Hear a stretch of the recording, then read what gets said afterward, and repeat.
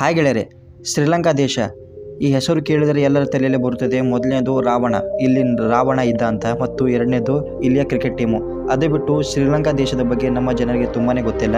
ಅದಕ್ಕೋಸ್ಕರ ಈ ವಿಡಿಯೋ ಮಾಡ್ತಾ ಇದ್ದೀನಿ. ತುಂಬ ಜನ ಟ್ರೆಂಡ್ನಲ್ಲಿ ಕೇಳ್ತಾ ಇದ್ರು ಶ್ರೀಲಂಕಾದ ಒಂದು ಟೂರಿಸ್ಟ್ ಪ್ಲೇಸ್ ಮೇಲೆ ವಿಡಿಯೋ ಮಾಡಿ ಅಂತ. ಸೊ ಬನ್ನಿ, ಈ ಎಲ್ಲ ಸಂಪೂರ್ಣ ಮಾಹಿತಿಯನ್ನು ನಿಮಗೆ ಕೊಡ್ತೀನಿ. ವಿಡಿಯೋನ ಸ್ಟಾರ್ಟ್ ಮಾಡೋಣ. ಶ್ರೀಲಂಕಾವನ್ನು ಇವರು ಶ್ರೀಲಂಕಾ ಪ್ರಜಾಸತ್ತಾತ್ಮಕ ಸಮಾಜವಾದಿ ಗಣರಾಜ್ಯ ಅಂತ ಇವರು ಇದಕ್ಕೆ ಕರೆಯುತ್ತಾರೆ. ಇಲ್ಲಿಯ ಜನ ಶ್ರೀಲಂಕಾದ ರಾಜಧಾನಿ ಕೊಲಂಬೋ. ಇಲ್ಲಿ ಅಧಿಕೃತವಾಗಿ ಸಿಂಹಳ ತಮಿಳು ಭಾಷೆಯನ್ನು ಮಾತಾಡುತ್ತಾರೆ. ಸಿಂಹಳ ತಮಿಳು. ಇಲ್ಲಿಯ ಕರೆನ್ಸಿ ಶ್ರೀಲಂಕಾ ರೂಪಾಯಿ ಅಂದರೆ LKR. ಇನ್ನು ಶ್ರೀಲಂಕಾದ ಸ್ವಲ್ಪ ಭೂಗೋಳಶಾಸ್ತ್ರ ನೋಡೋಣ. ಸ್ಥಳ ಇದು ದಕ್ಷಿಣ ಏಷ್ಯಾ ಹಿಂದೂ ಮಹಾಸಾಗರದಲ್ಲಿ ಬರುತ್ತದೆ. ಇದು ಒಂದು ದ್ವೀಪ, ನೆನಪಿರಲಿ. ಇಲ್ಲಿ ಇದು ಭಾರತದ ಆಗ್ನೇಯ ಪ್ರದೇಶದಲ್ಲಿ ಬರುತ್ತದೆ. ಇಲ್ಲಿ ಒಟ್ಟು ವಿಸ್ತೀರ್ಣ ನೋಡಿದರೆ ಇದು ಎಷ್ಟು ಕಿಲೋಮೀಟರ್ ಇದೆ ಅಂದರೆ 65,610 ಕಿಲೋಮೀಟರ್ನಷ್ಟು ಈ ಶ್ರೀಲಂಕಾ ದೇಶ ಹರಡಿದೆ. ಇಲ್ಲಿ ಹವಾಮಾನ ಉಷ್ಣವಲಯ ಮತ್ತು ಮಾನ್ಸೂನ್ ಋತುಗಳಿಗೆ ಹೆಸರುವಾಸಿಯಾಗಿದೆ. ಇಲ್ಲಿಯ ಪ್ರಮುಖ ನಗರಗಳು ಯಾವ್ಯಾವು ಅಂತ ನೋಡೋಣ. ಮೊದಲನೇದು ಕೊಲಂಬೋ, ಎರಡನೇದು ಕ್ಯಾಂಡಿ, ಗಾಲೆ, ಜಾಫ್ನಾ, ಅನುರಾಧಪುರ. ಇಲ್ಲಿ ಸರ್ಕಾರ ಬಗ್ಗೆ ನಾನು ಜಾಸ್ತಿ ಹೋಗಲ್ಲ, ಸ್ವಲ್ಪ ನಾರ್ಮಲ್ ಆಗಿ ಹೇಳ್ತೀನಿ. ಇವರಿಗೆ ಯಾವಾಗ ಸ್ವಾತಂತ್ರ್ಯ ಸಿಕ್ಕಿದೆ ಅಂದರೆ ಫೆಬ್ರವರಿ 4, 1948ರಲ್ಲಿ ಬ್ರಿಟನ್ನಿಂದ ಇವರು ಸ್ವಾತಂತ್ರ್ಯ ಸಿಕ್ಕಿದೆ. ಇವರಿಗೆ 1948 ಫೆಬ್ರವರಿ 4ಕ್ಕೆ ಇವರು ಸ್ವಾತಂತ್ರ್ಯ ದಿನಾಚರಣೆಯನ್ನು ಆಚರಣೆ ಮಾಡುತ್ತಾರೆ. ಇನ್ನು ಶ್ರೀಲಂಕಾ ದೇಶದ ಸ್ವಲ್ಪ ಆರ್ಥಿಕತೆ ನೋಡೋಣ. ಇಲ್ಲಿಯ ಪ್ರಮುಖ ಕೈಗಾರಿಕೆಗಳು ಯಾವ್ಯಾವು ಅಂದರೆ ಪ್ರವಾಸೋದ್ಯಮ, ಕೃಷಿಯಲ್ಲಿ ಚಹಾ ಮತ್ತು ರಬ್ಬರ್, ತೆಂಗಿನಕಾಯಿ ಹೆಚ್ಚು ಬೆಳೆಯುತ್ತಾರೆ, ಜವಳಿ ಮತ್ತು ಕೆಲವೊಂದು IT ಸೇವೆಗಳು. GDP ಇವ್ರದ್ದು ನೋಡಿದರೆ ಸರಿಸುಮಾರು 84 ಶತಕೋಟಿ ದಾಟಿದೆ ಇತ್ತೀಚಿನ ಅಂದಾಜಿನ ಪ್ರಕಾರ. ಇಲ್ಲಿಯ ಮುಖ್ಯ ರಫ್ತುಗಳು ಏನೇನು ಮಾಡ್ತಾರೆ ಅಂದರೆ ಇವರು ಇಡೀ ಜಗತ್ತಿಗೆ ಚಹಾ, ಉಡುಪು, ಮಸಾಲೆಗಳು ಮತ್ತು ರಬ್ಬರ್, ಅಮೂಲ್ಯ ಕಲ್ಲುಗಳನ್ನು ಸ್ವಲ್ಪ ಮಾಡ್ತಾರೆ. ಇನ್ನು ಶ್ರೀಲಂಕಾ ದೇಶದ ಸ್ವಲ್ಪ ಸಂಸ್ಕೃತಿ ಮತ್ತು ಅಲ್ಲಿಯ ಪರಂಪರೆ ನೋಡೋಣ. ಇಲ್ಲಿಯ ಪ್ರಮುಖ ಧರ್ಮಗಳು ಯಾವ್ಯಾವು ಅಂದರೆ ಬೌದ್ಧ ಧರ್ಮ. ಶ್ರೀಲಂಕಾದಲ್ಲಿ ಬೌದ್ಧ ಧರ್ಮವನ್ನು ತುಂಬಾ ನಂಬುತ್ತಾರೆ.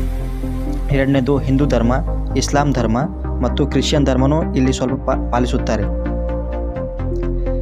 ಇನ್ನು ಸಾಂಪ್ರದಾಯಿಕ ಇವರು ಸ್ವಲ್ಪ ಆಹಾರ, ಅಲ್ಲಿ ಹೋದರೆ ನೀವು ಏನೆಲ್ಲ ನೋಡ್ಬೋದು, ಅಕ್ಕಿ ಮತ್ತು ಕರಿ, ಇದೊಂದು ಊಟ ಇಲ್ಲಿ ಜಾಸ್ತಿ ಮಾಡೋದು. ಹಾಪರ್ಗಳು ಮತ್ತು ತೊಟ್ಟು ರೊಟ್ಟಿ ಅಂತ ಇವರು ತಿಂತಾರೆ, ಮತ್ತು ಸ್ಟ್ರಿಂಗ್ ಒಂದು ಹಾಪರ್ಗಳು.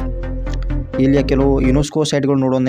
ಅವು ಯಾವ್ಯಾವು ಅಂದರೆ ಮೊದಲನೇದು ಸಿಗಿರಿಯಾ, ಇದು ಒಂದು ಯುನೆಸ್ಕೋ ಸೈಟು, ಮತ್ತು ಗಾಲೆ ಕೋಟೆ, ಟೆಂಪಲ್ ಆಫ್ ದ ಟೂಟ್, ಮತ್ತು ಅನುರಾಧಪುರ ಮತ್ತು ಪೊನ್ನೊಲರಂ, ಇದು ಒಂದು ಇಲ್ಲಿಯ ಯುನೆಸ್ಕೋ ಸೈಟ್ಗಳು.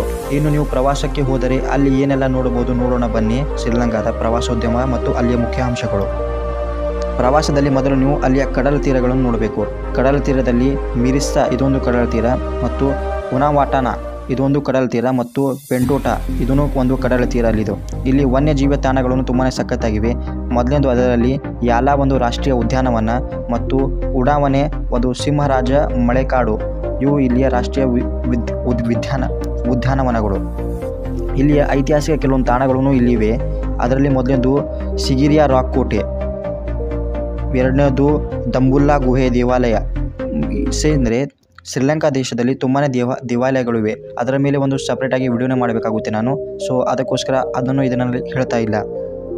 ಎರಡನೇದು ಆಡಮ್ಸ್ ಪೀಕ್, ಇಲ್ಲಿ ಹೀಲ್ ಕಂಟ್ರಿ ಮತ್ತು ನುವಾರಿ ಎಲಿಯಾ ಎಂಬ 2 ಹಾಟನ್ ಪ್ಲೇಸ್ಗಳೂ ತುಂಬಾ ಇವೆ. ಶ್ರೀಲಂಕಾದ ಬಗ್ಗೆ ಇನ್ನೂ ಹೆಚ್ಚು ವಿವರಣೆ ನೀವು ಬಯಸಿದರೆ ಪ್ಲೀಸ್ ಕಮೆಂಟ್ನಲ್ಲಿ ಎಸ್ ಅಂತ ಬರೀರಿ. ಇನ್ನೊಂದು ಸಂಪೂರ್ಣ ಡೀಟೇಲ್ ಆಗಿ ವಿಡಿಯೋ ಮಾಡ್ತೀನಿ. ಇದನ್ನು ಕೇವಲ ಶಾರ್ಟ್ನಲ್ಲಿ ಮಾಡ್ತಾಯಿದ್ದೀನಿ. ಸೊ ಈ ವಿಡಿಯೋ ನಿಮಗೆ ಇಷ್ಟ ಆದರೆ ಪ್ಲೀಸ್ ನನ್ನ ಚಾನಲ್ ಸಬ್ಸ್ಕ್ರೈಬ್ ಮಾಡಿ ಸ್ನೇಹಿತರೆ. ಯಾಕಂದರೆ ಕನ್ನಡದ ಕಂಟೆಂಟನ್ನು ಯೂಟ್ಯೂಬ್ ಜಾಸ್ತಿ ಸಪೋರ್ಟ್ ಮಾಡಲ್ಲ.